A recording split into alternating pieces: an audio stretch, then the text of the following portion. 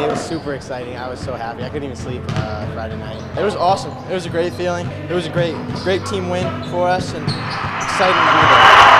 Man, it felt like we've been climbing the ladder for years. After being so close to victory for the past 3 years, the Brewer Witches have finally cut down the nets, winning their first Northern Maine championship since 1988.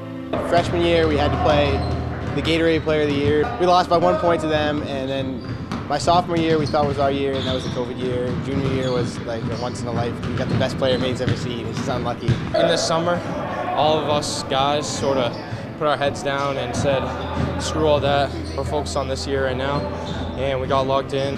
And so to go through all that and finally get here this year, it means the world to me. But as the late Kobe Bryant once said, the job is not finished.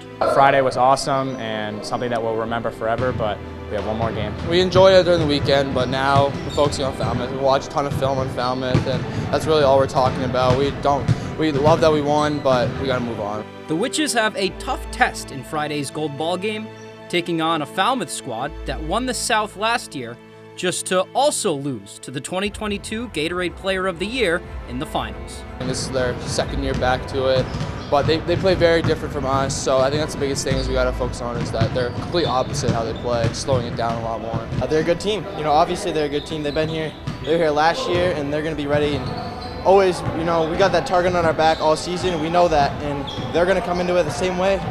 They're going to want it, so we got to be ready for it. Winning a gold ball has been on the minds of each of these seniors long before they ever threw on the black and orange and took the court at Brewer High School.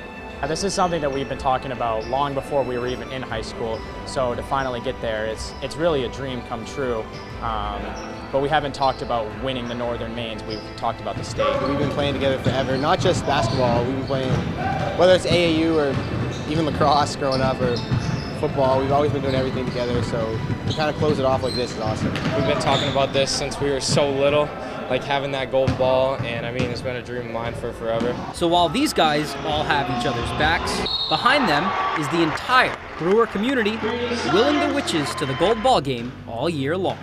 The 1960s team has actually reached out to us, and they wrote a nice email to us. So that's definitely been a little bit of motivation for us. Everybody's rooting for us, and everybody's cheering for us. A ton of alumni have come up to Coach, come up to me, and I mean, you see over there on that basketball banner, 1960 was the first team that won the regional championship.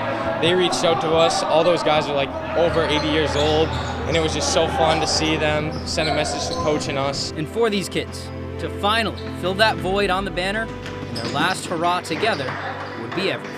I love these guys since third grade. I've been playing with them, so being senior year, all being seniors, all my best friends, it means so much. Especially final game, state championship game, it's going to mean a lot. Ever since we were little, we always wanted to bring that gold ball to Brewer, and travel tournaments and middle school tournaments. That all leads up to right now, and all this practice. And we know that banner has an empty spot, and we want to fill that and make a history at Brewer.